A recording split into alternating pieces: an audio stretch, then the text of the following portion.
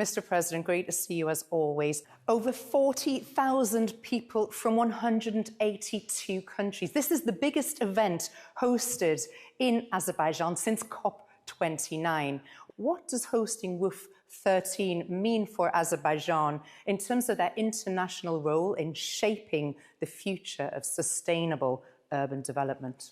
So this really is a demonstration that the topic is important, and the host country also is a country which has a lot of international connections. The level of participation and the number of heads of state and government demonstrate that today urban planning is really something which many leaders think about.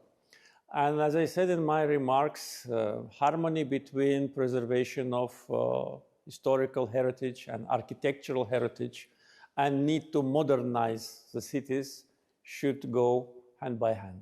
Azerbaijan has presented smart city and green energy projects, across Karabakh and also East Zangezur, both areas of post-conflict, and their rebuilding of those areas. How can you see these projects contributing to global urban innovation? What can people learn from yourselves? I think that we have so far elaborated a unique experience how to build cities and villages from scratch. Connection of electricity grid to the whole country was organized.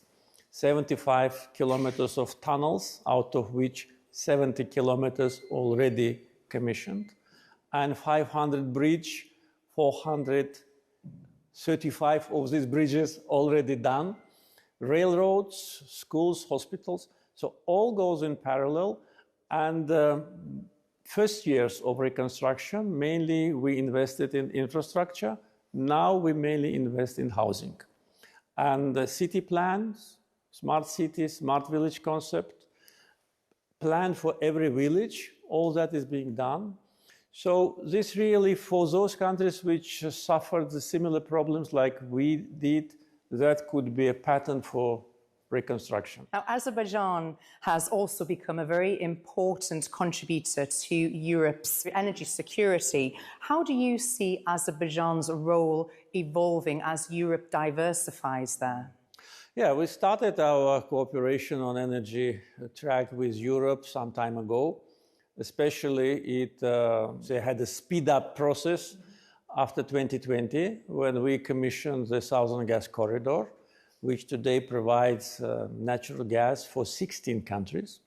10 members of the European Union are our clients, and in total 12 countries from Europe are recipients of Azerbaijani gas. We need a premium market, which is Europe, and Europe needs alternative source of supply, which is Azerbaijan. So we combine our efforts and established a very fruitful cooperation with the European Commission. You have been a really big advocate for diplomacy and stability in the region and beyond. Now, the Hormuz crisis is impacting regional and global economies. How is Azerbaijan approaching and dealing with that?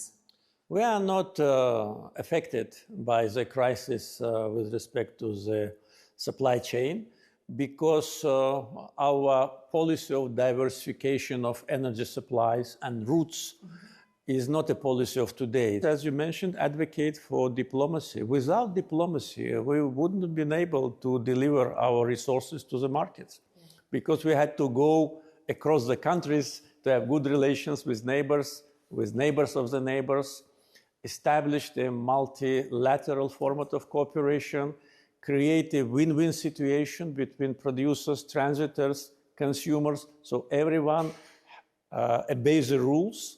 After the crisis is resolved, hopefully sooner than later, probably it will be a new situation. Many countries will reconsider their energy policy and the ways of delivery of energy supplies.